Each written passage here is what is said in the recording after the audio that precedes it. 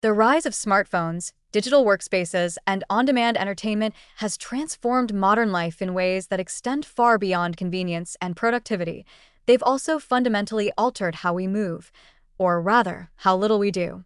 One of the most pervasive yet overlooked contributors to rising obesity rates is not simply the food environment or personal discipline, but the silent, cumulative erosion of physical activity caused by technological disruption. While food often takes the blame for weight gain, the steady replacement of natural movement with screen time plays an equally powerful and insidious role in shifting energy balance toward fat accumulation. In earlier generations, movement was built into the rhythms of daily life.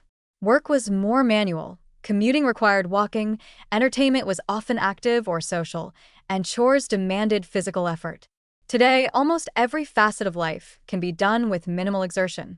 Smartphones allow us to shop, communicate, bank, and socialize without leaving a chair. Remote work means many people start and finish their days in the same sedentary spot, often without the incidental movement that used to come with walking to public transit or navigating an office building. Streaming platforms and social media ensure that downtime often means screen time, not recovery through motion or outdoor engagement. The result is a sharp reduction in non-exercise activity thermogenesis, NEAT, the calories burned through everyday movements like walking, cleaning, fidgeting, and even standing.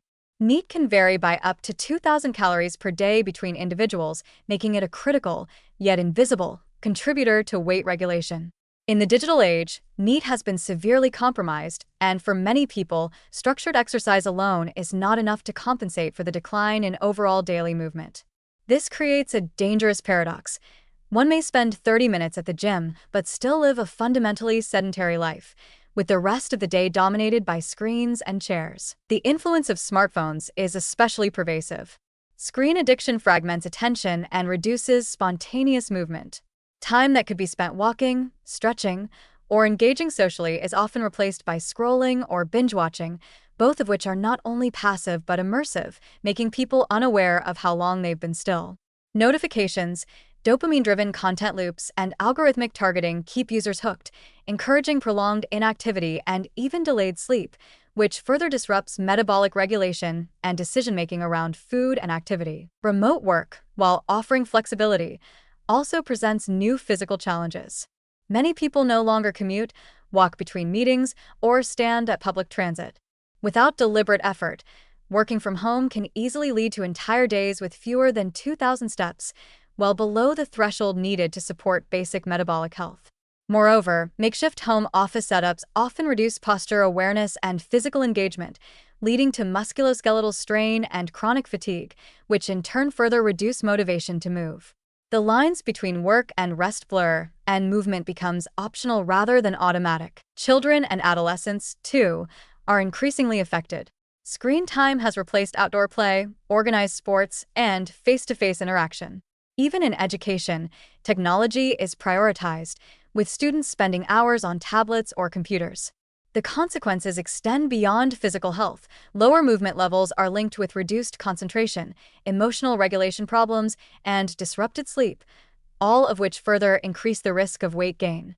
When habits are formed in youth, they often persist into adulthood, laying the foundation for long-term struggles with weight and chronic disease. This widespread shift is not simply a matter of choice or laziness, it's structural. Our homes, schools, cities, and jobs have adapted to prioritize efficiency and digital access, often at the expense of physical engagement. Elevators replace stairs, drive-thrus replace foot traffic, and algorithms replace the need to move for entertainment or socialization. While individuals can make active choices, the environment increasingly nudges us toward inertia. Addressing this issue requires more than personal resolutions to move more.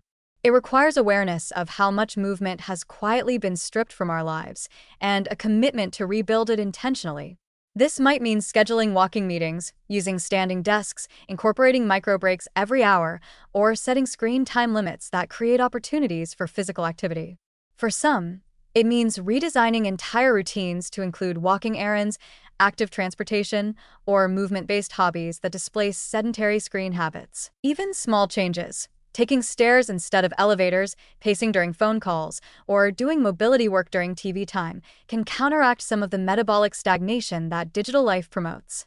Community-wide efforts like walkable neighborhoods, urban green spaces, and public health campaigns that normalize movement breaks in schools and workplaces are equally essential. Technology itself can even be part of the solution. Wearable step counters, activity prompts, or guided movement apps can help individuals re-engage with their physical needs, provided they're used mindfully rather than obsessively. Ultimately, obesity cannot be fully understood or addressed without examining how screen-dominated lifestyles have hollowed out our natural energy output. Food is only one half of the energy balance equation. The other half, movement, is no longer automatic in a world of glowing screens and digital conveniences. To restore physical health, we must restore motion to its rightful place, not as an occasional event, but as a daily necessity woven into the fabric of how we live, work, and connect.